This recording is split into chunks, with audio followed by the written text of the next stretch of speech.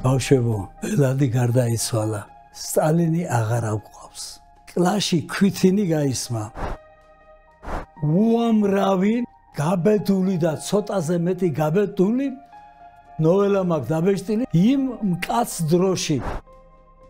დაპირისპირებები რა არსებობს ამ პერიოდის მწერლებში ერთმანეთთან?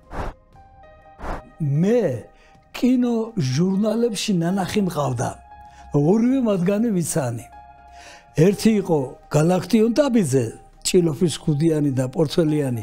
მეორე იყო ეს კრაველის ბოხოხიანი, კონსტანტინე გამსახურდია. გაიგონეთ ყველამ, მე კონსტანტინე გამსახურდიას მეგობარი ვარ. ჩვენ დღეს ზვიად გამსახურდიასთვის კარგი საქმე გავაკეთეთ.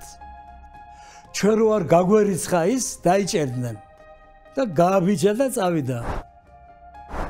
შევარდნაძე იწყებდა სიტყვას ასე: მე მოვედი ჩემს მასწავლებლებთან.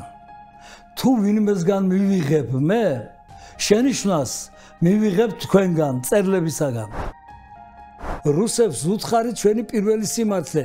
ეს იყო პირველი დელეგაცია ქართული ინტელიგენციისა, ქართველი მწერლებისა, რომლის ხელმძღვანელობას ზვიადმა მე დამავალა და მე მის წინაშე პირნათლად ვგრძნობ თავს.